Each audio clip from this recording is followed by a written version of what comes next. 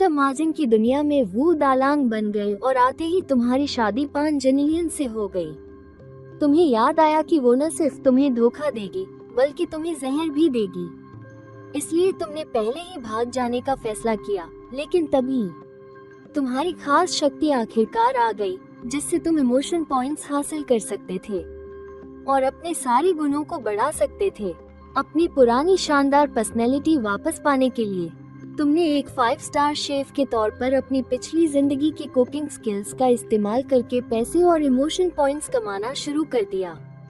तुम्हें शिमेन छिंग के आने से पहले अपनी रक्षा करने लायक ताकत हासिल करनी थी। बची हुई कुछ च्युइबिंग खाने के बाद तुम्हारे मन में एक आइडिया आ चुका था। हालांकि वो दालांग की च्युइबिंग का स्वाद बस काम चलाओ ही था, लेकिन लोगों में एक मजबूत इमोशनल रिएक्शन पैदा करने के लिए ये काफी नहीं था। लेकिन तुम्हारी बेहतरीन कुकिंग स्किल्स से कोई मामूली सा स्नैक भी तुम ऐसा बना सकते थे कि लोग वाह वाह कर उठे। मौजूदा हालात और अपनी कंडीशन को देखते हुए तुमने तुरंत गुओकुई बनाने का फैसला किया। जल्द ही खुशबूदार गुओकुई तैयार हो गई। अगले दिन मुर्गे की पहली बांग के साथ ही तुम अपनी टोकरी लेकर गलियों में आवाज लगाने लगे, गुओकुई ले लो, पतली परत और ढेर सारी स्टफिंग वाली खस्ता और कुरकुरी गुओकुई। पास से गुजर रहे वांग चाचा को बड़ी हैरानी हुई। उन्होंने तुमसे पूछा, दालोग, तुमने च्युइबिंग का नाम बदलकर गुओकुई कब रख दिया? जब उन्हें पता चला कि यह तुम्हारा नया प्रोडक्ट है तो उन्होंने 2 खरीद लिए, बस तुम्हारा बिजनेस चलाने में मदद करने के लिए।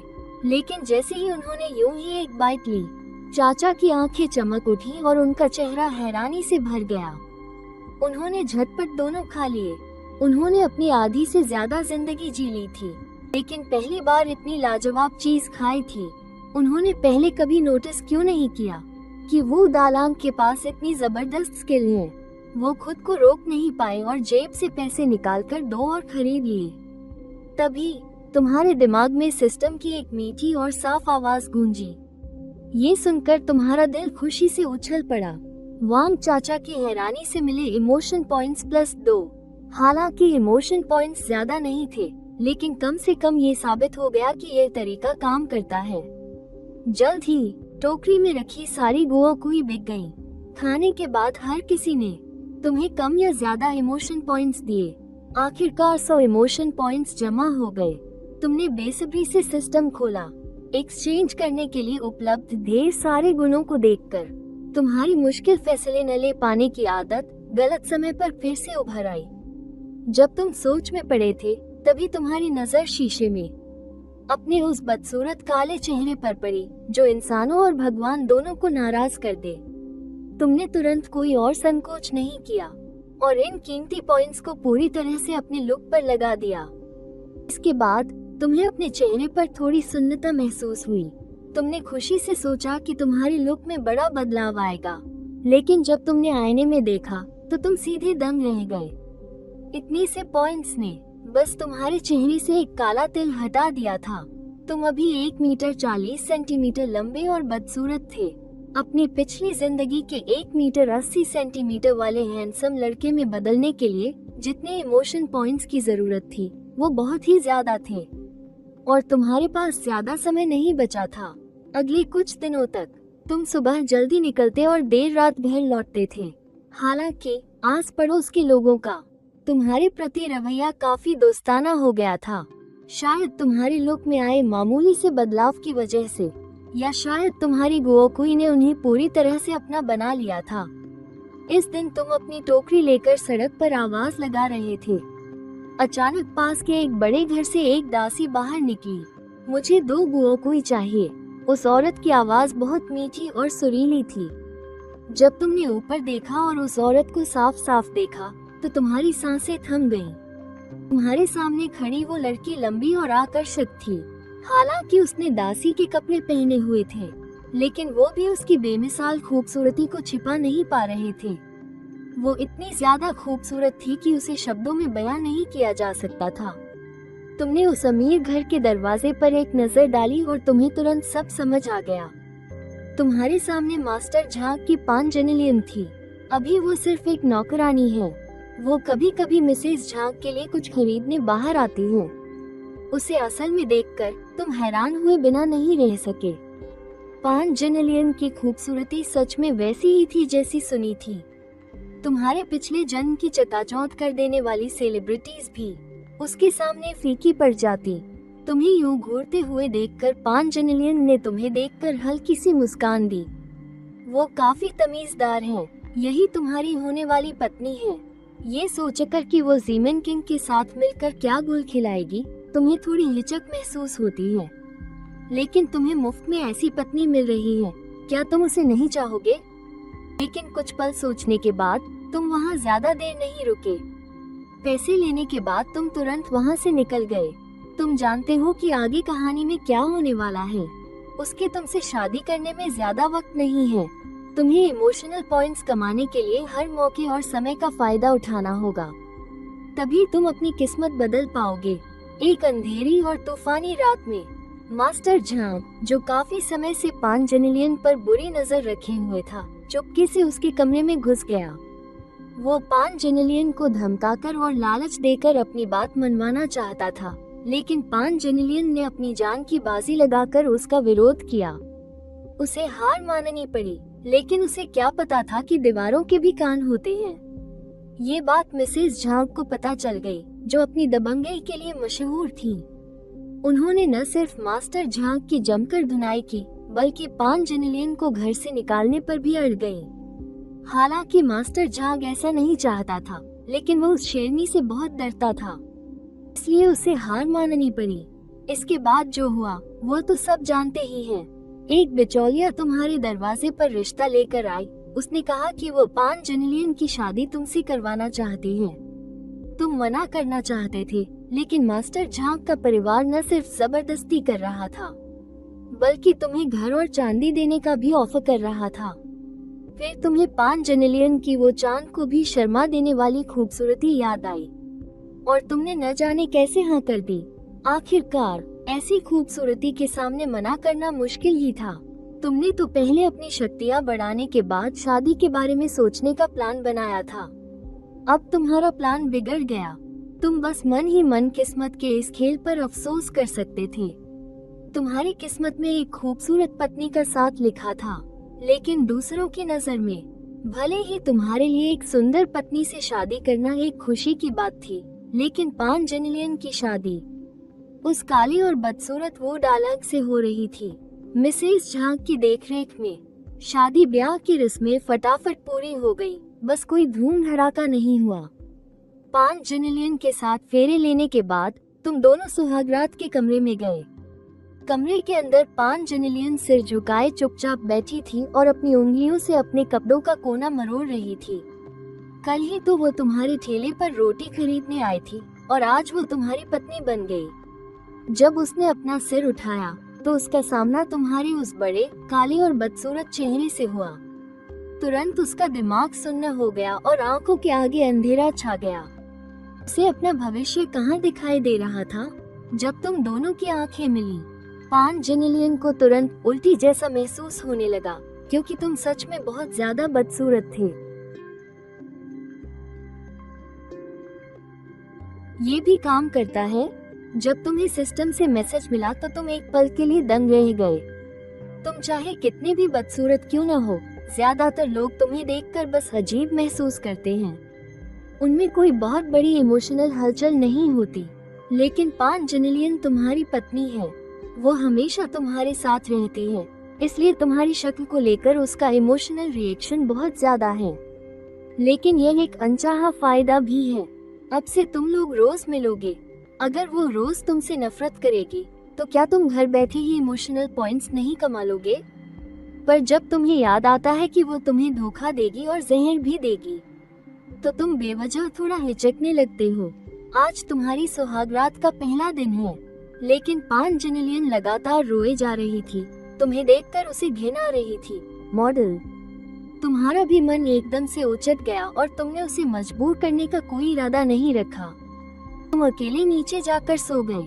उसके बाद के दिनों में जब भी तुम ऊपर जाते, पान जेनेलियन तुम्हें शक की निगाह से देखती। अगर वो मजबूर न होती तो वह तुमसे शादी करने का फैसला कभी नहीं करती। लेकिन लगातार कुछ दिनों तक तुमने उसे छुआ तक नहीं, जिससे तुम्हारे लिए उसकी नफरत कुछ कम हो गई। रात में तुम रसोई में काम कर रहे थे और पान जेनेलियन कुछ लेने के लिए नीचे आई। तुम्हें बिना कमीज के देखकर वो थोड़ी शर्मा गई, लेकिन गुओकुई की खुशबू सूंघकर वो खुद को रोक नहीं पाई और पास चली आई। पहले वो सिर्फ मालकिन के लिए ये खरीदती थी, उसने खुद कभी इसे नहीं खाया था। तुमने मुस्कुराते हुए एक उसे दे दिया। चक्कर देखो, अभी अभी बना है। पान जेनेलियन ने हिचकिचाते हुए उसे ले लिया। उसने एक छोटा सा टुकड़ा खाया। उसी पल उसकी खूबसूरत आंखें हैरानी से चौड़ी हो गई। वो यकीन नहीं कर पा रही थी और हाथ में पकड़ी उस मामूली सी दिखने वाली गुओकुई को घूरने लगी। मुंह में जाते ही इसका स्वाद इतना लाजवाब था। उसने तुम्हारी तरफ एक नजर देखा और फिर नीचे गुओकुई को देखा। उसके दिल में थोड़ी हैरानी हुई, इतना बदसूरत इंसान इतनी स्वादिष्ट चीज कैसे बना सकता है। उसे ये पसंद आया देखकर तुमने एक और उसे दे दिया। अच्छा लगा तो और खा लो। उसने तुम्हारे नाटे और गठीले शरीर की तरफ देखा और सोचा, इस छोटे और बदसूरत आदमी के हाथों में इतना हुनर छिपा है। वो तुम्हारे बारे में अपनी राय बदलने पर मजबूर हो गई, यहाँ तक कि तुम्हारा बदसूरत चेहरा भी थोड़ा ठीक लगने लगा था। लेकिन 2 पल और देखने पर उसका पेट अभी भी खराब होने लगता था।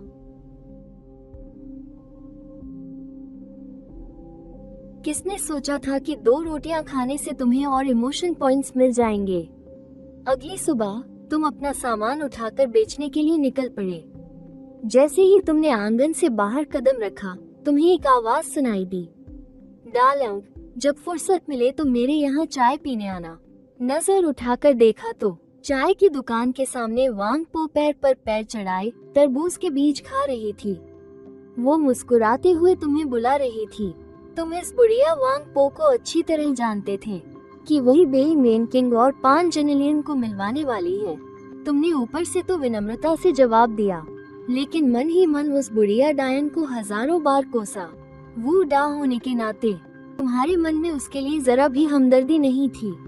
ठीक है वांग पो, आप अपना काम कीजिए। जब तुम गुओकुई पैक कर रहे थे, तब वांग पो लगातार पान जेनेलियन के बारे में बात करती रही। तुम उससे उलझना नहीं चाहते थे और नहीं अभी उससे बिगाड़ना चाहते थे, इसलिए तुमने जल्दी जल्दी पैकिंग की, पैसे लिए और तेजी से वहाँ से निकल गए। पुराने ग्राहकों की मदद से तुम्हारे काम का प्रचार हुआ और तुम्हारी गुओकुई दोपहर से पहले ही बिक गई। घर लौटने पर पान जेनेलियन आंगन में सब्जियां धो रही थी। तुम्हें वापस आया देखकर और ये देखकर कि सारी गुओकुई बिक चुकी है, वो थोड़ी हैरान हुई। तुमने इतनी जल्दी सब कैसे बेच दिया? गुओकुई बनाने का तरीका सिर्फ मुझे पता है। फिलहाल शुइहू काउंटी में ये सिर्फ यही मिलती है। इस पर मेरा एकाधिकार है, जो पैसे बटोरने जैसा ही है। तुम्हें मेज पर तांबे के सिक्के डालते हुए देखकर पान जेनेलियन इस समय हैरान रह गई थी। उसने नहीं सोचा था कि तुम गुओकुई बेचकर एक दिन में इतना कमा सकते हो। तुरंत उसके दिल की बेचैनी काफी हद तक दूर हो गई और उसने खुद तुम्हारे साथ काम करने की पेशकश की। तुम्हारी छोटी सी पीठ को देखकर पान जेनेलियन के मन को भी थोड़ी तसल्ली मिली। हालांकि वो थोड़ा बदसूरत है, लेकिन मेहनती है और पैसे कमाना जानता है। अगले दिन तुमने अपने दरवाजे पर ही एक छोटी सी दुकान खोल ली और सीधे बेचना शुरू कर दिया।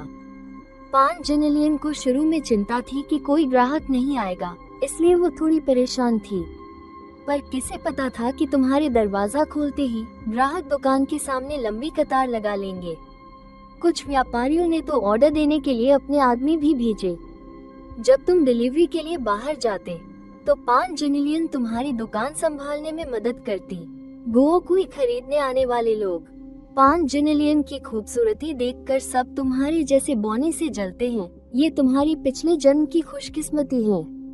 सामने वाली वांग पो की नजरें भी पान जेनेलियन पर ही टिकी थी और वो लगातार कुछ न कुछ बुदबुदा रही थी। साफ था कि उसके मन में कोई खुराफात चल रही है। तुम वांग पो की शक्ल देखते हो, तुम्हारा मन करता है कि उसे उसी वक्त निपटा दो, लेकिन तुम्हारी ताकत इसकी इजाजत नहीं देती। तुम्हें ये गुस्सा पीना ही पड़ता है। वांग पो की नजर पान जेनेलियन पर पड़ चुकी है। इसका मतलब है कि बेई मेंकिंग के आने में ज्यादा देर नहीं है।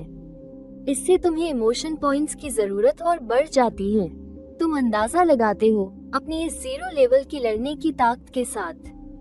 बेई मेंकिंग से सामना हुआ तो रोने और माँ को पुकारने के सिवा कुछ नहीं कर पाओगे। तुम दांत पीस लेते हो। तुम फैसला करते हो कि आगे के सारे एट्रीब्यूट्स फिजिक और स्ट्रेंथ पर लगाओगे। आने वाले दिनों में इन दोनों के बढ़ने के साथ तुम्हारी लड़ने की ताकत तेजी से बढ़ने लगती है, क्योंकि तुम्हें बेचने के लिए बाहर नहीं जाना पड़ता और ऊपर से 5 जिनिलियन जैसी खूबसूरत साइन बोर्ड भी है। हर रोज ग्राहकों का तांता लगा रहता है। गुओकुई की बिक्री लगभग 2 गुनी हो गई है। एक दिन दूर से अचानक एक आवाज आती है, सेब ले लो, लाल और मीठी सेब। ये आवाज सुनकर तुम्हारे दिमाग में एक नौजवान लड़के की छवि उभरती है। यह वही नानगे है जिसकी ओरिजिनल कहानी में वू डालांग से अच्छी दोस्ती थी।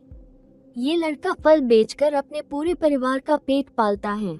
हालांकि तुम लोगों की पहले भी बात हो चुकी है, पर तुम दोनों में ज्यादा जान पहचान नहीं है। लेकिन ओरिजिनल कहानी की अपनी समझ के आधार पर तुम उससे अच्छे रिश्ते बनाना चाहते हो। जब नानगे तुम्हारी दुकान पर गुओकुई खरीदने आता है, तुम कहते हो कि तुम्हारी दुकान में बहुत काम है और एक हेल्पर की जरूरत है, और इसी बहाने उसे अपनी दुकान में काम करने का न्योता देते हो। सुबह जल्दी निकलकर देर रात तक धूप और हवा में नहीं घूमना पड़ेगा। नानगे जैसे ही इतनी अच्छी बात सुनता है, वो खुशी से पागल हो जाता है और झट से हाँ में सिर हिला देता है। अगले दिन वो सुबह सुबह दुकान पर आकर काम शुरू कर देता है। शाम को जब तुम और 5 जिनिलियन हिसाब करते हो, तो पता चलता है कि एक दिन में 500 वेन से ज्यादा की कमाई हुई है। 5 जिनिलियन मुंह पर हाथ रखकर हैरानी से हिसाब की किताब देखती है। आखिर इस जमाने में महीने भर मजदूरी करके ज्यादा से ज्यादा 1000 वेन ही मिलते हैं। लेकिन तुम्हारी थ्योरियां चढ़ी हुई हैं, क्योंकि अब इमोशन पॉइंट्स बहुत धीरे धीरे जमा हो रहे हैं। कहानी भी बहुत तेजी से आगे बढ़ रही है और तुम्हारे पास वक्त बहुत कम बचा है। तुम पिछले कुछ दिनों में जमा हुए सारे एट्रीब्यूट स्ट्रेंथ पर लगा देते हो। पल भर में तुम्हारे हाथ पैरों में जबरदस्त ताकत की एक लहर दौड़ जाती है।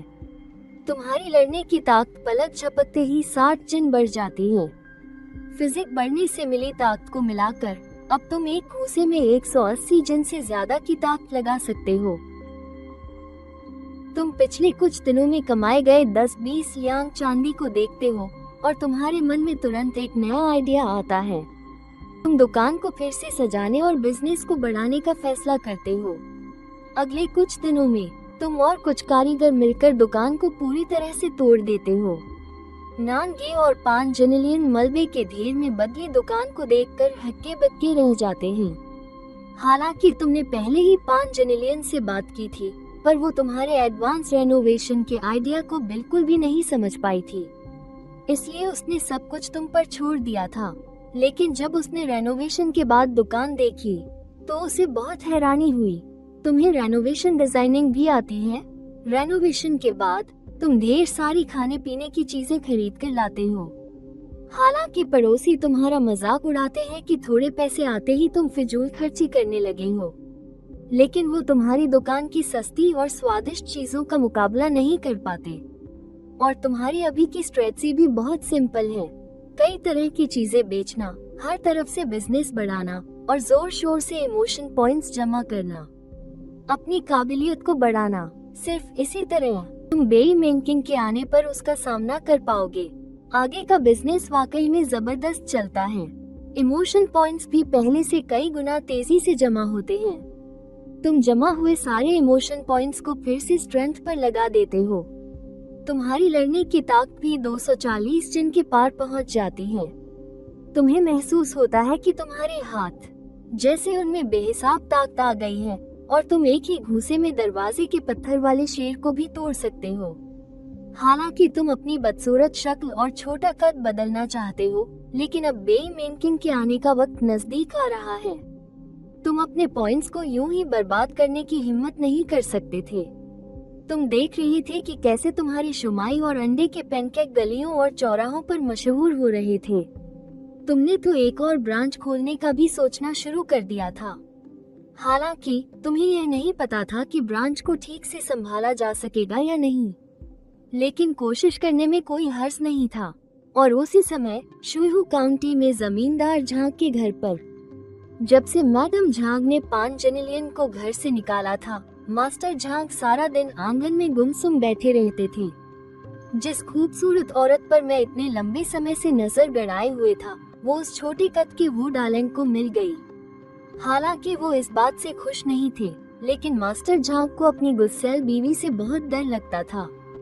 वो बस पान जेनेलियन को शादी करके जाते हुए देख सकते थे। मास्टर झांग ने तो उम्मीद की थी कि पान जेनेलियन वहां जाकर बहुत दुख झेलेगी ताकि उसे अपने किए पर पछतावा हो, लेकिन जब नौकरों ने आकर बताया कि वू डालेंग का कारोबार खूब फल फूल रहा है और उसकी जिंदगी मजे से कट रही है, तो उनसे बिल्कुल भी रहा नहीं गया। मास्टर झांग जलन से भर गए, इसलिए उन्होंने अपनी हवेली के हटे कट्टे आदमियों को हुक्म दिया कि वो तुम्हारी दुकान पर जाकर जानबूझकर बखेड़ा खड़ा करे और तोड़फोड़ मचाए, और यह भी कहा कि इसके अंजाम की सारी जिम्मेदारी उनकी होगी। लेकिन वो यह नहीं जानते थे कि इस समय तुम्हारी ताकत बढ़कर 288 जिन हो गई थी। ताकत में इस जबरदस्त बढ़ोतरी ने तुम्हें एक अजीब सा सुकून दिया था। महान सोंग राजवंश के इलाके में चारों तरफ उथल पुथल मची हुई थी। जब धंधा अच्छा चलता है तो लोगों की आंखों में खटकना लाजमी है। अगर तुम्हारे पीछे कोई नहीं है तो तुम खुद ही अपने सबसे बड़े सहारे बन जाओ। जब तुम पसीने से लथपथ काम में लगे हुए थे, तभी गली के कोने पर मास्टर झांग के 4 नौकर एक साथ जमा होकर कानाफूसी कर रहे थे। पहले खाना ऑर्डर करते हैं, पेट भरने के बाद हम जानबूझकर कोई कमी निकालेंगे। तुम खाना बनाने में लगे थे। तुमने सिर उठाया तो देखा कि वो 4 हटे कट्टे आदमी गुस्से में दुकान के अंदर घुस आए। उनके तेवर देखकर तुम समझ गए थे कि ये लोग किसी अच्छे इरादे से नहीं आए हैं, लेकिन तुम्हारी ताकत के आगे ऐसे 10 छोटे मोटे गुंडे भी आ जाएं तो कोई डरने की बात नहीं थी। उन 4 हटे कट्टे आदमियों ने एक जगह ढूंढी, बैठ गए और चिल्लाना शुरू कर दिया, दुकानदार, पहले 4 सेट पैनकेक लेकर आओ। उन चारों ने सोचा था कि खाना खाने के बाद वो ये बहाना बनाकर दुकान में तोड़ फोड़ करेंगे कि तुम्हारा खाना साफ नहीं है, लेकिन जैसे ही उन्होंने पहला निवाला खाया, वो अपने सारे प्लान भूल गए। उन्होंने न सिर्फ सब कुछ सफाचट कर दिया, बल्कि बाद में हर एक ने 4-4 सेट और मंगवाए। आखिर में तो उन्होंने मेज की दरारों में गिरे टुकड़े भी निकाल कर खा लिए। पेट भरने के बाद एक एक करके वो सब अपनी कुर्सियों पर लेट गए। उनके चेहरों पर खुशी और सुकून साफ झलक रहा था। वो पूरी तरह से भूल चुके थे कि मास्टर झांग ने उन्हें क्या काम दिया था। कुछ देर बाद ही उन लोगों को अपने आने का मकसद याद आया और उनके चेहरे पर एक अजीब सी शर्मिंदगी छा गई। वो बखेड़ा खड़ा करना तो चाहते थे, लेकिन तुम्हारा बनाया हुआ खाना इतना ज्यादा स्वादिष्ट था कि उन्हें कोई वजह ही नहीं मिल रही थी। उनके सरदार ने एक लंबी सांस ली। मालिक, बिल ले आओ। 4 ग्राहक, कुल 8 सेट पैनकेक, 80 वेन। ये सुनकर उनका सरदार खुश हो गया। मैं दुकान में तोड़ फोड़ करने का बहाना ही तो ढूंढ रहा था। लो, वजह तो खुद चल कर आ गई। क्या दूसरी जगहों पर ज्यादा से ज्यादा 4 वेन लगते हैं और तुम 80 वेन ले रहे हो? ये तो सरासर लूट है। भाइयों, इस लुटेरी दुकान को तोड़ दो। इतना कहते ही उन लोगों ने चीजें उठा ली। ये देखकर आसपास के ग्राहक दुकान से बाहर भाग गए। वो मन ही मन तुम्हारे लिए परेशान हो रहे थे। आखिर वो चारों के चारों लंबे चौड़े और हटे कट्टे थे, और तुम्हारे छोटे से कद के हिसाब से शायद उन चारों के पेट तक मारना भी एक मुश्किल काम था। पान जेनेलियन आखिर एक औरत थी। इस समय तक वो डर के मारे पीली पड़ चुकी थी और काउंटर पर घबराई हुई खड़ी थी। उसे समझ नहीं आ रहा था कि क्या करे, लेकिन पास में खड़ा नांगे ये सब नहीं देख सका। उसने हिम्मत जुटाई और तुम्हारे सामने आकर खड़ा हो गया। अगर तुम्हें महंगा लग रहा है तो मत खाओ। दुकान में तोड़ फोड़ क्यों कर रहे हो? वो हटे कट्टे आदमी तो यहाँ बखेड़ा खड़ा करने ही आए थे। नांगे का इस तरह से उन्हें समझाना उन चारों को बहुत अजीब लग रहा था। उन हटे कट्टे आदमियों ने उसकी एक न सुनी और तोड़ने के लिए बेंच उठा ली। ये देखकर नान भाई उन्हें रोकने के लिए आगे बढ़े, लेकिन उन्हें धक्का देकर गिरा दिया गया। वो जोर से जमीन पर गिर पड़े। ये देखकर तुम तुरंत सामने आए और उन चारों को डांटा। जो कुछ भी तोड़ा है उसके पैसे देने होंगे, और खाने के पैसे, साथ ही मारपीट का हर्जाना भी, एक भी पैसा कम नहीं होगा। ये सुनकर पांचजन्यलियन घबरा गई और उसने तुम्हारी बांह पकड़ ली।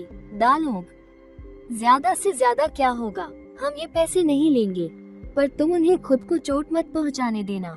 इस पल उसकी चिंता भरी बातें सुनकर तुम्हारे दिल में एक गर्माहट सी महसूस हुई। तुमने आत्मविश्वास से पांचजन्यलियन की ओर देखकर मुस्कुराया। प्रिय, चिंता मत करो, इन कुछ लोगों को तो मैं कुछ समझता ही नहीं। तुम्हारी यह घमंड भरी बातें सुनकर वो हट्टा कट्टा आदमी भी गुस्से से आग बबूला हो गया और उसने जोर से तुम्हारी ओर एक लात मारी।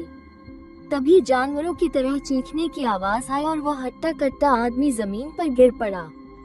हुआ ये था कि तुमने उसका पैर पकड़ लिया था और तुम्हारा हाथ लोहे के शिकंजे जैसा था। तुम्हारे जरा सा जोर लगाते ही उस आदमी का टखना लगभग टूट ही गया था। अरे क्या देख रहे हो, जल्दी से इसे खत्म करो। पास खड़े बाकी 3 लोग भी एक साथ आगे बढ़े। जैसा कि उम्मीद थी, कुछ ही सेकंड में वे सब तुम्हारे हाथों पिटकर जमीन पर पड़े कराह रहे थे और तुम्हें एक खरोंच तक नहीं आई थी। जमीन पर पड़े उन लोगों के बीच खड़े तुम किसी युद्ध के देवता की तरह लग रहे थे। इस नजारे ने दुकान के बाहर तमाशा देख रही भीड़ को हैरान कर दिया। पांचजन्यलियन तो और भी ज्यादा हैरान थी। उसने अपने मुंह पर हाथ रख लिया था और उसका दिल जोरों से धड़क रहा था। क्या मेरे दालों को मार्शल आर्ट्स भी आता है? तभी जमीन पर पड़ा एक आदमी उठ खड़ा हुआ। उसे यकीन नहीं हो रहा था कि तुम इतने ताकतवर हो, और वो फिर से तुम्हारी ओर दौड़ा। अभी जरूर कोई गलती हुई होगी, लेकिन इससे पहले कि वो तुम्हारे पास पहुंच पाता, तुम्हारी एक और लात ने उसे हवा में उड़ा दिया और वो जमीन पर पड़ा दर्द से चिल्लाने लगा। तुम्हें गुस्से में अपनी ओर आते देख उन चारों के चेहरे डर से सफेद पड़ गए। वे तुरंत घुटनों पर गिरकर गिड़गिड़ाने लगे। वो भाई, हमसे गलती हो गई, कृपया हमें माफ कर दीजिए। कुछ मेजों और खाने के पैसों को मिलाकर कुल 150 वेन हुए। उन लोगों ने मिलकर पैसे इकट्ठे किए और वो दा को देने के बाद वे वहां से दुम दबाकर भाग गए। उन लोगों के जाने के बाद भीड़ तुम्हारे लिए जय जयकार करने लगी। तुम्हारी फुर्ती पर किसी को भी यकीन नहीं हो रहा था। भीड़ से पूछने के बाद तुम्हें पता चला कि वे लोग मास्टर झांग के आदमी थे। अगर ऐसा है तो तुम सारी बात समझ गए। यह जरूर इसलिए है क्योंकि पांचजन्यलियन ने तुमसे शादी की, और ऊपर से तुम्हारा कारोबार भी आजकल खूब चल रहा है, जिससे मास्टर झांग को जलन हो रही है। इसीलिए उसने ये घटिया चाल चली। उसी समय पांचजन्यलियन हैरानी से तुम्हें देख रही थी। दालोग, तो आपको सच में मार्शल आर्ट्स आता है? उसे महसूस हुआ कि वो तुम्हें और भी नहीं समझ पा रही है। तुम्हारे अंदर कुछ ऐसा था जो दूसरों में नहीं था। उसी दौरान मास्टर झांग अपने घर में बैठकर चाय पी रहा था। वो अपने आदमियों से अच्छी खबर का इंतजार कर रहा था, लेकिन जब उसके नौकर वापस आए तो उनकी हालत बहुत खराब थी। पूछने पर उसे पता चला कि छोटे कद वाला वो दालोग असल में मार्शल आर्ट्स जानता है। उसे एहसास हो गया कि मामला गड़बड़ है। अगर यह झगड़ा और बढ़ा और किसी की जान चली गई तो उसके लिए भी संभालना मुश्किल हो जाएगा। इसलिए उसने अपने आदमियों को कुछ समय के लिए शांत रहने का आदेश दिया। और तुम्हारी दुकान पर इस घटना के बाद कोई असर नहीं पड़ा। कारोबार पहले की तरह ही चलता रहा। शाम को पांचजन्यलियन ने बहुत उत्साह से तुम्हें बताया, दालोग, अब हमें हर रोज 1 से 2 ताइल का शुद्ध लाभ हो रहा है। ये कमाई तो सच में हैरान करने वाली है। यह एक आम आदमी की 2 महीने की तनख्वाह के बराबर है। तुमने फूल की तरह खिलखिलाती पांचजन्यलियन को देखा। ये सोचकर कि वो हाल फिलहाल में भाग दौड़ करके कितना थक गई होगी, तुम खुद को रोक नहीं पाए और उसके कंधे दबाने लगे। अचानक से हुई इस सिहरन से पांचजन्यलियन का चेहरा लाल हो गया। ये सोचकर कि भला कोई पति अपनी पत्नी के कंधे कैसे दबा सकता है, वो आपको मालिश करने के लिए मुड़ी। तुम्हारी सोच पुराने जमाने की नहीं थी, इसलिए तुम पीछे नहीं हटे और उसके कंधे दबाते समय तुमने पाया कि पांचजन्यलियन के कंधे बहुत मुलायम थे।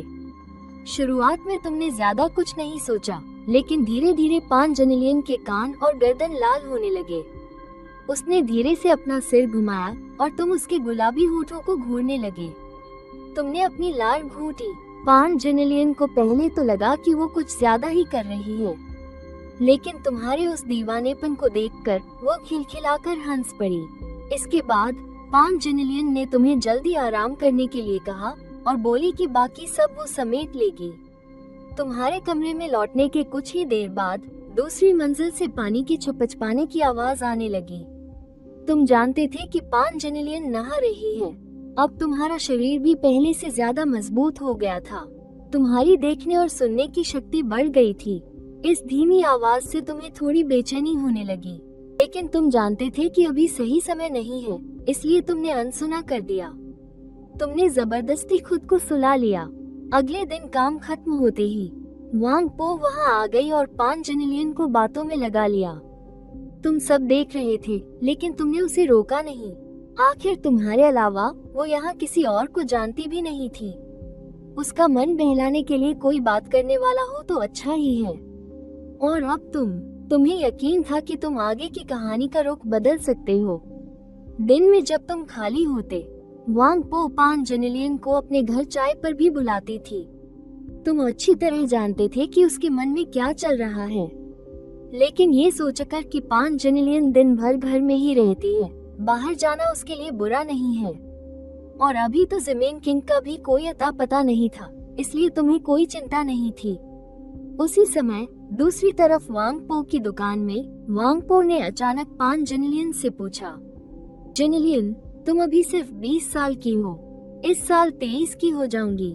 ये सुनकर वांग पो ने अस्क अस्क करते हुए अपना सिर हिलाया। ये देखकर पान जेनेलियन उलझन में पड़ गई। क्या हुआ? अफसोस की बात है, बहुत अफसोस की बात है कि तुम्हारी शादी वू डालांग से हुई। तुम जैसी खूबसूरत लड़की की शादी तो किसी अमीर रईसजादे से होनी चाहिए थी। आंटी वान, ऐसा मत कहिए। वो भले ही छोटे कद के हैं, लेकिन इंसान अच्छे हैं। वो मेरे साथ भी बहुत अच्छे से रहते हैं। मुझे इसमें अफसोस की कोई बात नहीं लगती। लेकिन वांग पो बस मुस्कुराई। हम सब औरतें हैं, मैं तुम्हारे मन की बात कैसे नहीं समझूंगी? पर वो डालांग सच में तुम्हारे लायक नहीं है। पान जेनेलियन भी एक सीधी सादी औरत थी। इस दौरान तुम्हारे साथ उसका रिश्ता अच्छा हो गया था, इसलिए उसने तुरंत तुम्हारा पक्ष लिया। ये कहकर वो उठकर जाने लगी। वांग पो ने तुरंत अपने ही मुंह पर थप्पड़ मारने का नाटक किया। जेनेलियन, अरे ये सब मेरी इस जुबान का कसूर है। आगे से मैं कभी ऐसा नहीं कहूँगी। तुम गुस्सा मत होना, मैं तो तुम्हारे भले के लिए ही कह रही थी। अगर इन कुछ बातों से पान जेनेलियन नाराज हो गई, तो ये अपनी ही आमदनी का रास्ता बंद करने जैसा होगा। ये सोचकर उसने तुरंत पान जेनेलियन को रोक लिया। लेकिन मैं देख सकती हूँ कि तुम अभी भी कुंवारी हो। शादी को 1 महीना हो गया है, तुम लोगों ने अभी तक सुहागरात क्यों नहीं मनाई? पान जेनेलियन का चेहरा शर्म से तुरंत लाल हो गया। मैं बहुत पहले ही कुंवारी नहीं रही। ये कहकर वो जल्दी से वांग पो के घर से निकल गई। इस घटना के बाद पान जेनेलियन ने वांग पो के घर दोबारा न जाने का फैसला किया। शायद वो खुद भी नहीं जानती थी कि वो डालांग के बारे में उसकी सोच कब बदल गई। शायद वो खुद भी नहीं जानती थी कि वो डालांग के बारे में उसकी सोच कब बदल गई। लेकिन तुम इंसान बहुत अच्छे हो। वो उसके साथ बहुत अच्छा व्यवहार करता था, इसलिए वो भी धीरे धीरे अपने इस पति को स्वीकार करने लगी। कुछ दिनों बाद जब तुम दुकान में काम में लगे हुए थे, तो वही कुछ गुंडे जो पहले हंगामा करने आए थे, आज फिर से दरवाजे पर आ धमके। ये देखकर पान जेनेलियन घबरा कर तुम्हारे पीछे छिप गई और तुम्हें सावधान रहने को कहा। तुमने देखा कि ये लोग इस बार झगड़ा करने नहीं आए हैं, इसलिए तुम डरे नहीं। गुंडों का सरदार तुम्हारी तरफ चापलूसी भरी नजरों से देख रहा था। दुकानदार वो, हम यहाँ हंगामा करने नहीं आए हैं। तुम्हारे पैनकेक का स्वाद भुलाए नहीं भूलता। जब से उन लोगों ने तुम्हारी बनाई चीज खाई थी, वे उसे भूल नहीं पा रहे थे, लेकिन शर्म के मारे वे यहाँ आने की हिम्मत नहीं जुटा पा रहे थे। आज मास्टर झांग ने उन लोगों को पास में ही लगान वसूलने भेजा था, तो उन्होंने सोचा कि वे तो बस नौकर हैं, सब कुछ मालिक के लिए ही तो करते हैं, इसलिए उन्होंने बेशर्म बनकर यहाँ खाने आने का फैसला किया। मैंने उन लोगों को बैठने का इशारा किया। आखिरकार आए तो वे ग्राहक ही थे।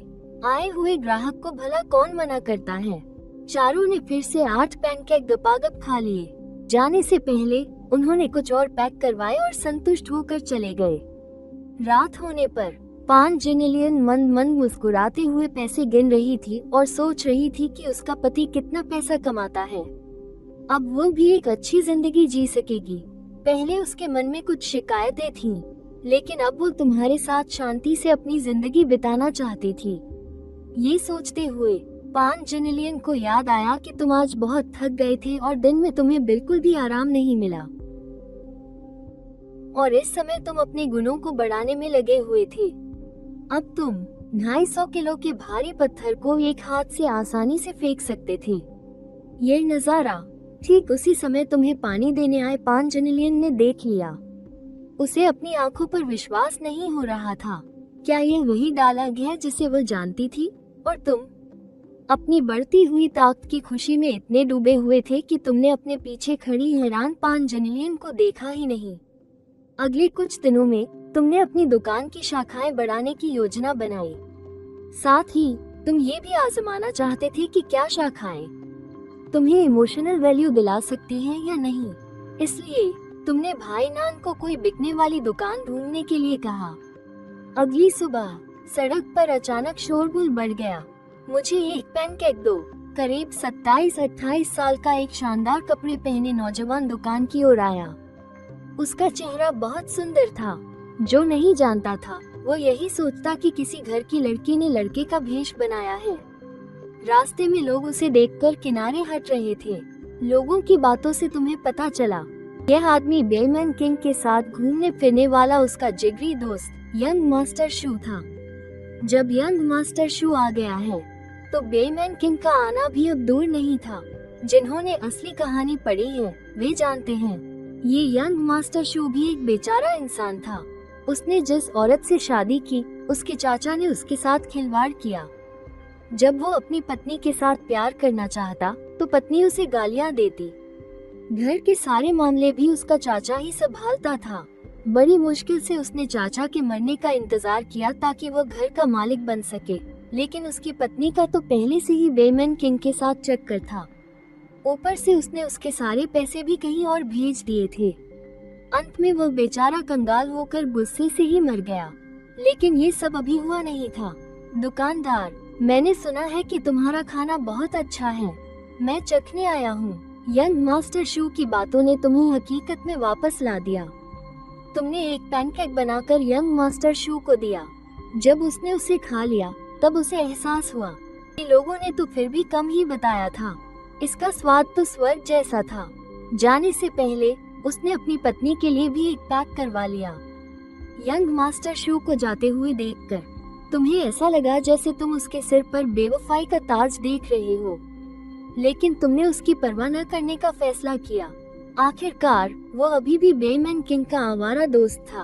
अगले दिन सुबह सुबह नान भाई आपको वो बातें बताने के लिए दौड़ा आया जो उसने पता की थी। आप उसके साथ खुद दुकान देखने गए। आखिर में शहर के उत्तरी हिस्से में एक दुकान चुनी जिसका महीने का किराया 500 वेन था। दुकान बड़ी नहीं थी, लेकिन काम चलाने के लिए काफी थी।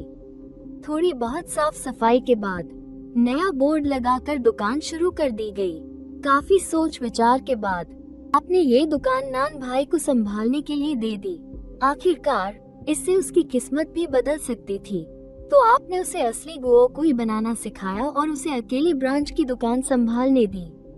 अगले कुछ दिनों तक ब्रांच की दुकान की कमाई बहुत स्थिर रही। नान भाई आपको रोज 400 वेन की कमाई देता था, और सबसे हैरानी की बात ये थी कि ब्रांच से भावनात्मक लाभ भी मिल रहा था। सिर्फ 10 दिनों में आपको 40 एट्रीब्यूट पॉइंट्स मिले। सारे पॉइंट्स ताकत पर लगा दिए गए, जिससे आपकी लड़ने की ताकत बढ़कर 635 जिन हो गई। अपनी रेत की बोरी जितनी बड़ी मुट्ठियों को देखकर आपकी हिम्मत तुरंत बढ़ गई। आप पिछवाड़े में आए जहां 100 जिन वजन का एक बड़ा पत्थर था। उसे आपने 1 मीटर से भी ज्यादा ऊंचा फेंका और फिर आसानी से पकड़ लिया। मजबूत बाजुओं की वजह से आपका शरीर बेहद तगड़ा लग रहा था। अगले दिन 1 दर्जन से ज्यादा अमीरजादे ठाट बाट से गली में घूम रहे थे। रास्ते में लोग उनके सरदार को सलाम कर रहे थे। हर कोई उसे बेईमान दा गुआनरेन कहकर पुकार रहा था। जब वो आपकी दुकान के दरवाजे पर पहुंचा, तो एक खुशबू ने उसे अपनी ओर खींच लिया। जैसे ही बेईमान छिंग खुशबू का स्रोत ढूंढ रहा था, दूसरी मंजिल से धड़ाम की आवाज आई। खिड़की को सहारा देने वाली छड़ी अचानक फिसल गई और सीधे बेईमान छिंग के सिर पर जा लगी। बाकी लोगों ने तुरंत ऊपर की ओर देखा, ये सोचते हुए कि आखिर कौन इतना बेयकीन है। तभी दूसरी मंजिल की खिड़की खुली और एक खूबसूरत चेहरा बाहर झांकने लगा। माफ कीजिए, ये मुझसे गलती से गिर गया। बेईमान छिंग ने जैसे ही ऊपर देखा, उसकी आंखें फटी की फटी रह गईं। उसका गुस्से से भरा चेहरा तुरंत नरम पड़ गया। सुनिए मोहतरमा, क्या आप ये छड़ी लेने नीचे आएंगी या मैं इसे ऊपर पहुंचा दूं? तकलीफ के लिए माफी, लेकिन आप इसे ऊपर फेंक दीजिए। बेईमान छिंग ने लकड़ी की छड़ी ऊपर की ओर फेंकी। कई कोशिशों के बाद पान जेनेलियन उसे पकड़ पाई।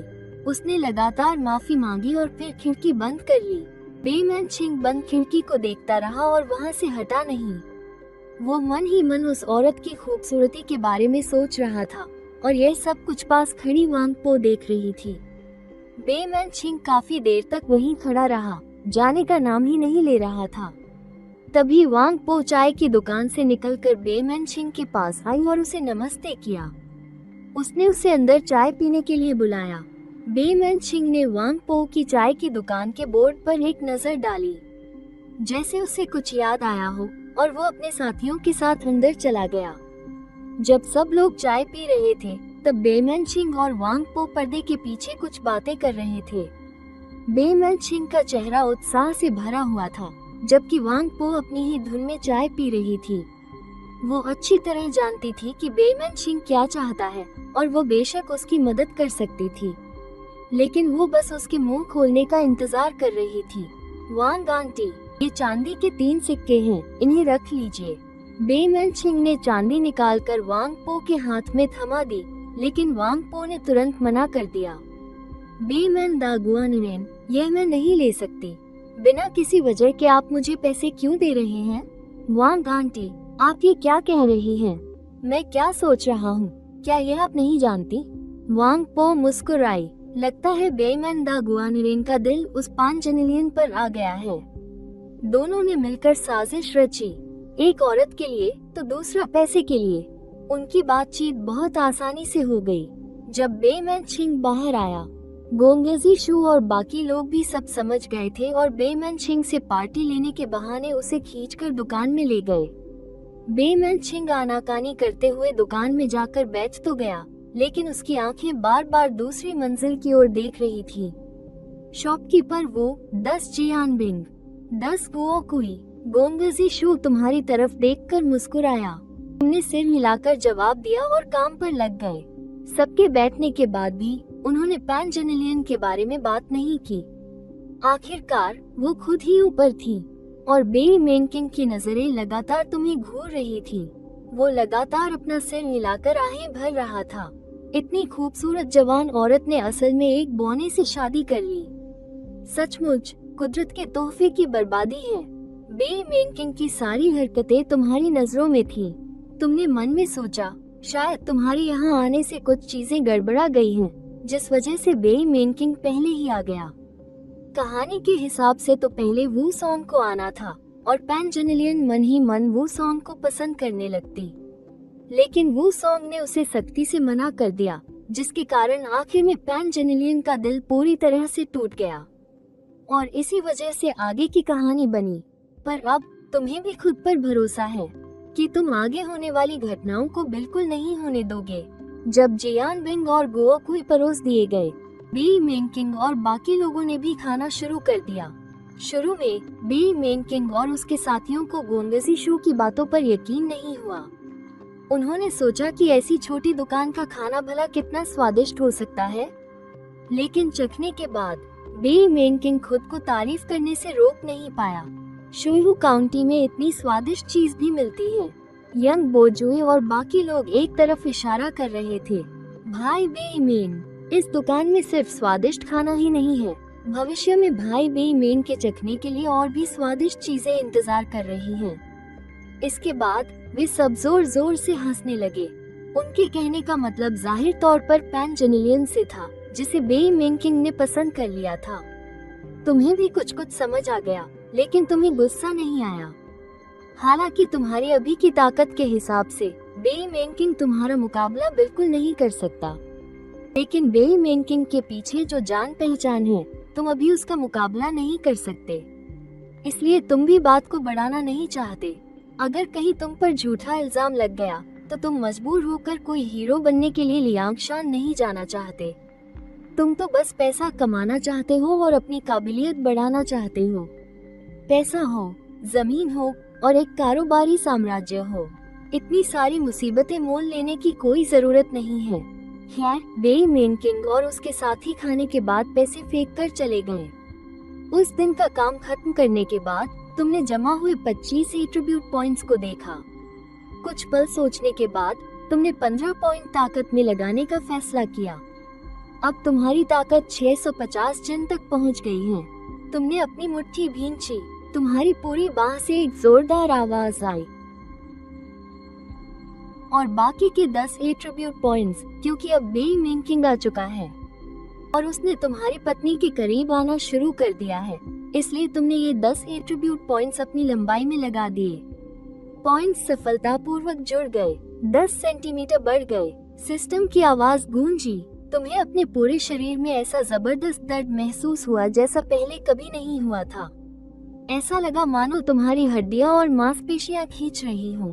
तुम दर्द से लगभग चिल्ला ही पड़े थे, लेकिन फिर भी तुम्हें एक सरप्राइज मिला। पूरे 10 सेंटीमीटर, ये ऊंचाई बढ़ाने वाले जूते पहनने के बराबर था। हालांकि कोई खास फर्क नजर नहीं आ रहा था, लेकिन बाद में लंबाई बढ़ाना जारी रखने पर पिछले जन्म की 1 मीटर 80 सेंटीमीटर की ऊंचाई पर वापस जाना कोई मुश्किल काम नहीं होगा। इस समय पैसे गिनने की खुशी में डूबी पैन जेनेलियन को बिल्कुल भी पता नहीं था कि इतना बड़ा बदलाव हो गया है। तुम नहाने के लिए पानी गर्म करने चले गए। लकड़ी के टब में भाप उठ रही थी। तुम उस लकड़ी के टब में लेटे हुए थे। तुम्हारे मजबूत मसल्स दिख रहे थे और तुम्हारे दोनों हाथ टब के किनारे पर फैले हुए थे। तुमने अपना सिर ऊपर उठाया। चेहरे पर सुकून का भाव था। पैन जेनेलियन न जाने कब पर्दे के पीछे आ गई। वो थोड़ी हैरान थी।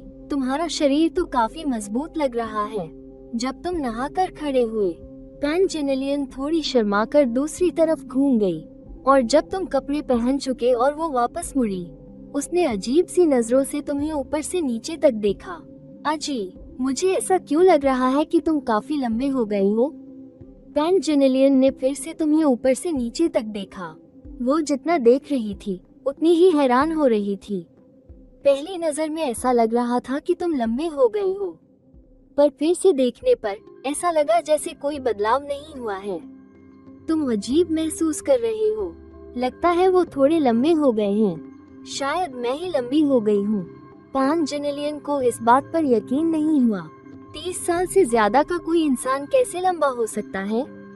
उसे लगा कि शायद उसकी आंखों का धोखा है, पर पता नहीं क्यों वो थोड़े लंबे लग रहे थे। ये सोचकर वो मन ही मन बहुत खुश हुई। आखिरकार कोई भी नहीं चाहता कि उसका पति एक नाटा आदमी हो। अगले दिन जैसे ही तुमने दरवाजा खोला, तुमने सामने वांग पो को चाय की दुकान के दरवाजे पर बैठकर बीज खाते हुए देखा। वो मुस्कुराते हुए तुम्हारे घर के दरवाजे को घूर रही थी। जब कोई पास से गुजरता तो वो आगे जाकर उससे कुछ बातें भी कर लेती थी, लेकिन उसकी नजरें बार बार तुम्हारी तरफ देख रही थी। जब उसने पैन जेनेलियन को आखिरकार नीचे आते देखा, वांग पो जल्दी से एक पुराना कपड़ा लेकर आई। जब उसने पैन जेनेलियन को आखिरकार नीचे आते देखा, वांग पो जल्दी से एक पुराना कपड़ा लेकर आई। जेनेलियन, आओ, वांग आंटी के पास आकर एक कप चाय पी लो। मुझे तुमसे एक काम में मदद चाहिए थी। वांग पो हंसते हुए पैन जेनेलियन को खींचने लगी। जेनेलियन, देखो, मुझ बूढ़ी औरत की नजरें कुछ ठीक नहीं हैं। तुम्हारी सिलाई कढ़ाई अच्छी है, आकर मेरे कपड़े सिलने में मदद कर दो। पिछली बार वांग पो ने दालक को नीची नजर से देखा था, इसलिए जेनेलियन असल में जाना नहीं चाहती थी। लेकिन जब वांग पो ने इस तरह से बात की तो उसका न जाना भी ठीक नहीं लगता। तो वो वांग पो के साथ चली गई। वांग पो पान जेनेलियन को पीछे एक छोटे से कमरे में ले गई। उसने जेनेलियन का हाथ पकड़कर देखा। अरे जेनेलियन, जरा अपनी मुलायम त्वचा तो देखो, कितनी अच्छी है। जब मैं, वांग आंटी, जवान थी तो मैं भी तुम्हारी तरह ही थी। अफसोस, वक्त किसी के लिए नहीं रुकता। अब तो मैं बूढ़ी हो गई हूँ और मेरी जवानी ढल गई है। पान जेनेलियन सिर्फ विनम्रता से बात कर सकती थी। वांग आंटी, आप मजाक कर रही हैं। आप अपनी जवानी में जरूर बहुत खूबसूरत रही होंगी। मैं भला आपकी बराबरी कैसे कर सकती हूँ? जब पान जेनेलियन कपड़े सिल रही थी, तभी वांग पो ने अचानक एक हरे रंग का जेड पेंडेंट निकाला। जेनेलियन, इसे लो। यह जेड पेंडेंट 2 लियांग चांदी का है। इसे कल बेईमान साहब ने भेजा है। तुम्हें ये जरूर पसंद आएगा। जब पान जेनेलियन ने सुना कि यह बेईमान साहब ने भेजा है, तो उसका चेहरा तुरंत बदल गया और उसने जल्दी से जेड पेंडेंट वापस धकेल दिया। वांग आंटी, मेरा मजाक मत उड़ाइए। मैं एक शादीशुदा औरत हूँ। मैं बेईमान साहब की कोई चीज ऐसे ही कैसे ले सकती हूँ? अरे, बेईमान साहब का कोई गलत मतलब नहीं है। तुम खुद सोचो, यह जेड पेंडेंट खरीदने के लिए तुम्हारे दालाल को कितने दिनों तक रोटियां बेचनी पड़ेंगी? वो तुम्हें दे रहे हैं तो तुम बस रख लो। जब पान जेनेलियन ने देखा कि मना करने का कोई फायदा नहीं है, तो वह जाने के लिए उठ खड़ी हुई और उसने कहा कि उसके पास एक जेड पेंडेंट है। ये सुनकर वांग पो ने शक से पान जेनेलियन की तरफ देखा। वो मन में सोच रही थी कि जेड पेंडेंट कोई आम घरों में मिलने वाली चीज नहीं है और उसने यही माना कि पान जेनेलियन मजाक कर रही है। लेकिन उसने कभी नहीं सोचा था कि पान जेनेलियन अपने कपड़ों में से एक सफेद रंग का जेड पेंडेंट निकालेगी। उसने यही माना कि पान जेनेलियन मजाक कर रही है। उसने कभी नहीं सोचा था कि पान जेनेलियन अपने कपड़ों में से एक सफेद रंग का जेड पेंडेंट निकालेगी। जेड पेंडेंट की बनावट बहुत अच्छी और पारदर्शी थी। उसमें से हल्की और गर्म चमक भी आ रही थी। वांग पो ये देखकर हैरान रह गई। उसने एक नजर में ही पहचान लिया कि यह जेड पेंडेंट कोई मामूली चीज नहीं है। पान जेनेलियन ने वांग पो को बताया, यह उसके दालाल ने उसके लिए खरीदा है, साथ में रेशमी कपड़े और गहने भी।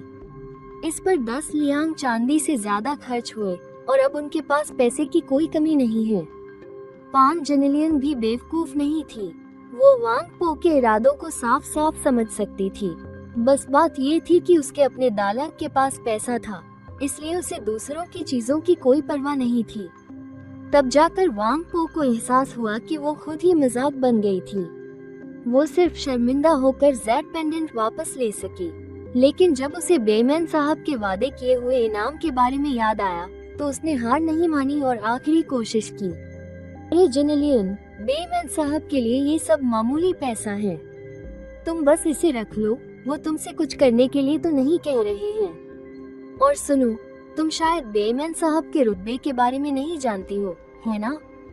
पान जेनेलियन ने मुस्कुराकर कहा कि वो जानती है, लेकिन इन सब से उसका कोई लेना देना नहीं है। ये कहकर पान जेनेलियन उठी और तेजी से चली गई। वांग पो पान जेनेलियन की जाती हुई पीठ को देखकर बहुत बेचैन हो गई। इससे उसकी सारी योजना पर पानी फिर गया, खासकर जब उसने देखा कि पान जेनेलियन वापस जाकर तुम्हारे साथ हंस बोल रही है। तुम दोनों का प्यार देखकर उसकी चिंता और भी बढ़ गई। उसे समझ नहीं आ रहा था कि बेईमान किंग को क्या जवाब दे, लेकिन वो इतनी आसानी से हार मानने वाली नहीं थी। वो बस सब रखकर अगले मौके का इंतजार कर सकती थी। पान जेनेलियन ने वापस आकर तुमसे इस बारे में कोई बात नहीं की, लेकिन तुम तो वांग पो के इरादे पहले से ही जानते थे। कुछ चांदी के सिक्कों के लिए दूसरों की पत्नियों को बहकाना और आखिर में वू डालेंग को भी नुकसान पहुंचाया।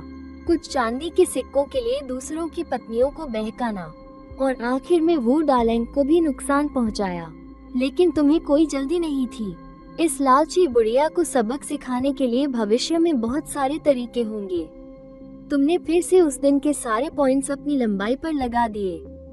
आखिर तुम्हारी ताकत पहले से ही काफी थी। एक मामूली से वार में भी 700 जिन की ताकत थी। अगर तुम अपनी ताकत को काबू में न रखो, तो एक ही घूंसे से किसी का भी सिर फट सकता था। वैसे भी लंबाई बढ़ाने से ताकत भी बढ़ती। पॉइंट्स बढ़ाने के बाद तुम्हारा पूरा शरीर आग की तरह जल रहा था। ऐसा लग रहा था जैसे तुम्हारी हड्डियां जबरदस्ती खींची जा रही हों। तुमने मन में सोचा, अगली बार इतनी जल्दबाजी नहीं करनी चाहिए, धीरे धीरे बढ़ाना ही बेहतर होगा। इस तरह एक ही बार में इतना लंबा होना शायद मौत से भी बदतर है। लंबे होने के बाद तुम पसीने से तरबतर हो गए थे, इसलिए तुमने पांचजेनिलियन को बताकर नहाने चले गए।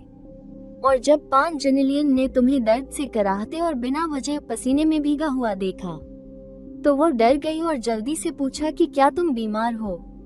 तुमने झेपते हुए टाल दिया और कहा कि शायद तुम थक गए हो। ये देखकर पांचजेनिलियन खुद ही तुम्हारे लिए पानी गर्म करने चली गई। उसने खुद तुम्हारे शरीर को पोंछने में भी मदद की। और जब तुम नहाकर खड़े हुए तो पांचजेनिलियन थोड़ी हैरान हो गई। उसने अभी अभी ध्यान नहीं दिया था। अब ऐसा क्यों लग रहा है कि तुम फिर से लंबे हो गए हो? अगर पहले ये बस मामूली सा बदलाव था, तो इस बार कुल 18 सेंटीमीटर लंबा होना बहुत साफ दिख रहा था। पांचजेनिलियन एकदम दंग रह गई और तुमसे पूछा कि यह सब क्या हो रहा है। तुम बस एक बहाना बना सके, ये झूठ बोलते हुए कि शायद तुम्हारा शरीर अचानक से बढ़ने लगा है। पांचजेनिलियन बहुत उलझन में थी। उसे चिंता हो रही थी कि कहीं तुम्हें कोई बीमारी तो नहीं हो गई है।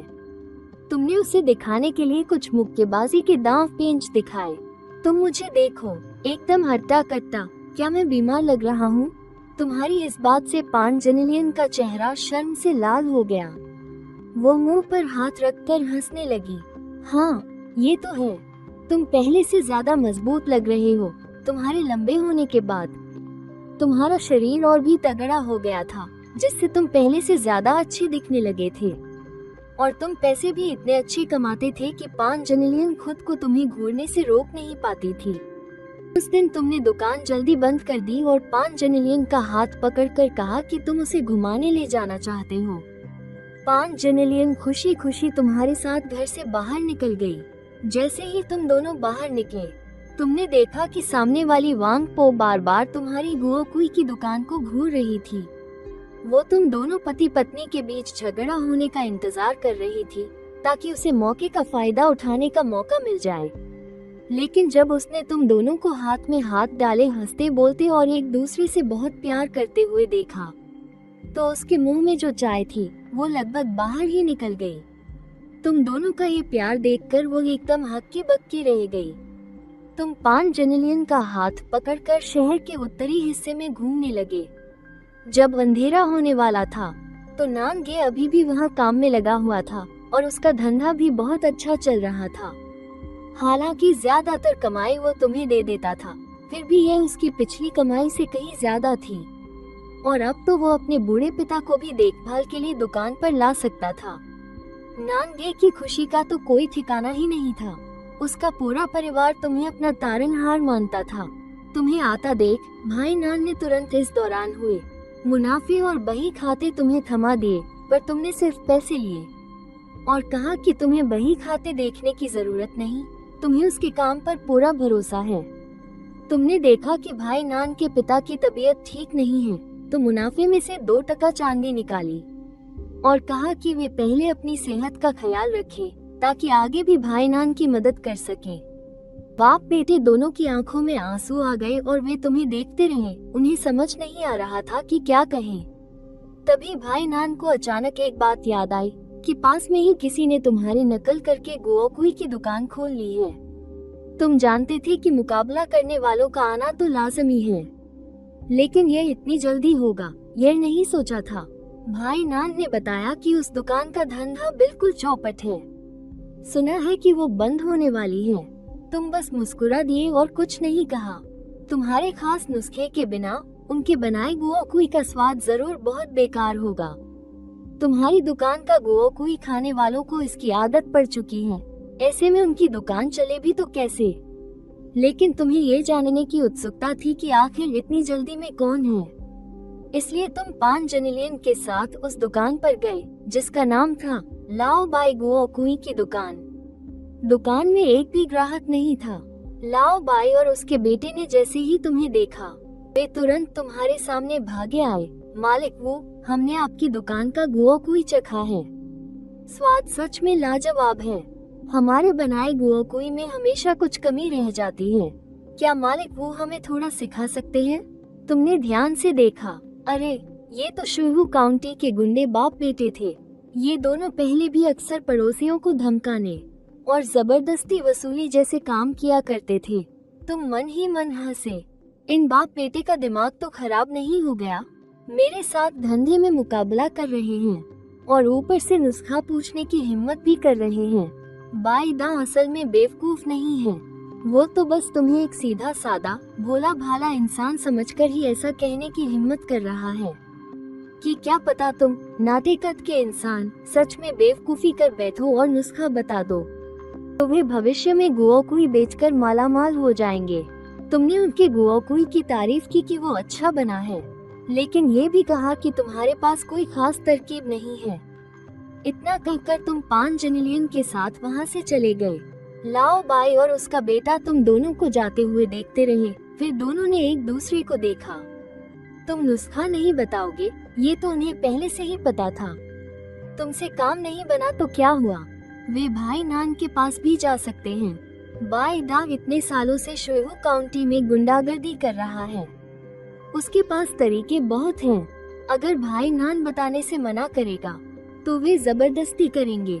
वैसे भी इस तरह के काम वे पहले भी कई बार कर चुके हैं। अगली सुबह भाई नान सूजे हुए चेहरे के साथ तुम्हारे पास दौड़ता हुआ आया। भाई नान की हालत देखकर तुम समझ गए कि उसे किसी ने पीटा है। तुमने जल्दी से पूछा कि क्या हुआ। वो बाई दा और उसका बेटा थे। उन्हें नुस्खा चाहिए था। मैंने मना कर दिया तो उन्होंने मुझे पीटा और धमकी भी दी कि अगर मैंने नुस्खा नहीं दिया तो वे हमारा धंधा नहीं चलने देंगे। ये सुनकर तुम्हारा चेहरा गंभीर हो गया। भाई नान तुम्हारी ब्रांच की दुकान चलाता है। ऐसा करके उन्होंने साफ साफ तुम्हें चुनौती दी है। भाई नान को परेशान करने का मतलब है तुम्हें वो दालान को परेशान करना। क्या वे सच में तुम्हें वही पुराना सीधा सादा इंसान समझ रहे हैं जिसे कोई भी दबा सकता है? तुम जानते थे कि अगर इस बार बदला नहीं लिया तो बाईदा और उसका बेटा और भी ज्यादा सिर चुनेंगे और भविष्य में और भी जलने वाले लोग सामने आएंगे। फैसला करने के बाद तुमने भाई नान को बुलाया और बाईदा और उसके बेटे से हिसाब बराबर करने के लिए निकल पड़े। दालान, सावधान रहना। पान जनिलियन दूसरी मंजिल से नीचे आई और तुम्हें जोश में होश न खोने की सलाह दी। लेकिन तुम्हें यह नहीं पता था कि तुम्हारे और भाई नान के जाने के बाद सामने वाली वांगपो बहुत खुश हो गई। कोई तुम्हारे लिए मुसीबत खड़ी कर रहा है और अब पान जनिलियन घर पर अकेली है। यही उसके लिए हाथ साफ करने का अच्छा मौका है। तुम मन में गुस्से में तो थे, लेकिन ये भी समझते थे कि सोंग राजवंश के अपने कानून हैं। अगर ठीक से नहीं सोचा तो सच में मुसीबत में पड़ना भारी पड़ जाएगा। व्यापार में शांति से काम लिया जाता है, लड़ाई झगड़े से नहीं। लेकिन बदला तो लेना ही था, इसलिए तुम नान भाई को लेकर गए और बाई दा के दरवाजे पर पहुँचे, चेहरे पर एक मासूम सी मुस्कान लिए। मैनेजर वांग, मैं कल की बात को सुझाने आया हूँ। ये सुनते ही बाई दा और उसका बेटा दोनों चौंक गए। उन्हें लगा कि शायद वो दालोंग उनसे डर गया है और आज खास तौर पर उन्हें अपना गुप्त नुस्खा देने आया है।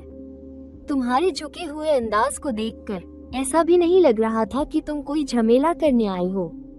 नान भाई हैरान तो था, लेकिन उसने बीच में कुछ नहीं कहा। तुमने और भी नरमी से कहा, आप लोगों को गुप्त नुस्खा चाहिए था ना? मैं आपके लिए ले आया हूँ। क्या मैं अंदर आकर बात कर सकता हूँ? ये सुनकर बाई दा और उसका बेटा खुशी से झूम उठे। उन्होंने झट से दरवाजा खोला और तुम्हारा स्वागत किया। वो इतने सालों से गुंडागर्दी कर रहा था और उसे पता था कि सीधे सादे लोगों से कैसे निपटना है।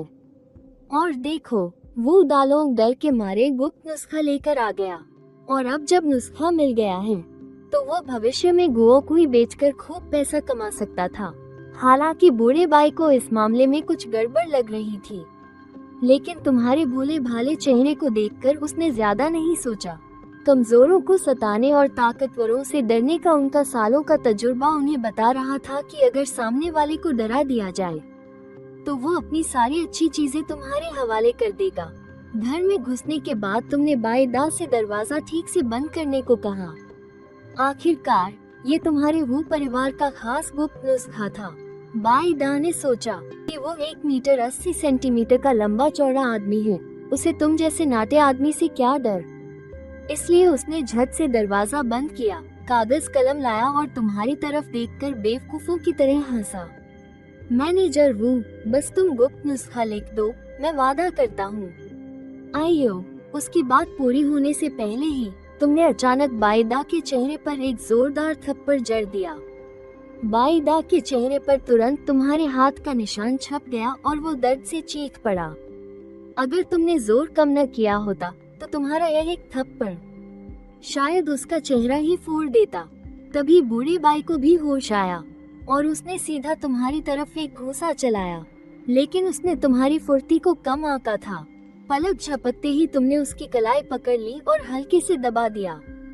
बूढ़ा बाई दर्द से चीखते हुए जमीन पर घुटनों के बल गिर पड़ा। कमबख्त नाटे कहीं के, बाईदा संभला और गुस्से में गालियां देते हुए तुम पर हमला करने बढ़ा, लेकिन उसके पास पहुंचने से पहले ही तुमने उसके दूसरे गाल पर भी एक थप्पड़ जड़ दिया, जिससे उसका सिर घूम गया। वो ठीक से खड़ा भी नहीं हो पा रहा था। इसके बाद जब भी बाईदा मुंह खोलकर गाली देने की हिम्मत करता, तुम उसे एक थप्पड़ मार देते। उसने पलटवार करने की कोशिश की, लेकिन तुम्हारी जबरदस्त ताकत के आगे उसकी कोशिश बहुत बचकानी लग रही थी। नान भाई ये सब देखकर दंग रह गया था। उसे उम्मीद नहीं थी कि तुम इतने ताकतवर होगे। तुम अकेले ही बाईदा और उसके बेटे को जमीन पर पटक कर धुन रहे थे। अब जाकर बाईदा को समझ आया, जब तुमने उसे दरवाजा बंद करने को कहा था तो तुम्हारा इरादा कोई गुप्त नुस्खा देने का नहीं, बल्कि कोई सबूत न छोड़ने का था, ताकि कोई बाहर वाला देख न ले। तुम भी किसी की जान नहीं लेना चाहते थे, इसलिए थोड़ी देर मारने के बाद तुम रुक गए। उन दोनों का चेहरा मार खा खा कर सूज गया था। तुमने नान भाई के इलाज के लिए 3 तायल चांदी मांगी। तुम्हारे मुक्कों के डर से बाईदा और उसके बेटे ने बहुत ढूंढा, लेकिन बड़ी मुश्किल से सिर्फ 2 तायल चांदी ही जमा कर पाए और नान भाई को दे दी। नान भाई ने चांदी हाथ में ली और उसे लगा कि कल की मार वसूल हो गई। बाईदा और उसका बेटा खुद को देख रहे थे। बची कुची जमा पूंजी भी छीन ली गई।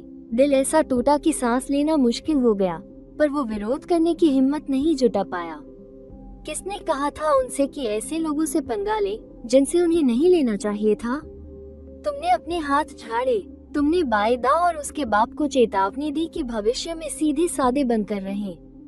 तुम्हारे लोगों को वो परेशान नहीं कर सकते। बाईदा और उसके बाप ने तुरंत सिर हिलाकर अपनी गलती मान ली। ये कहकर तुम नानगे के साथ वहाँ से चले गए। पीछे सिर्फ बाईदा और उसका बाप रह गए, जो एक दूसरे को देखकर फूट फूट कर रो रहे थे।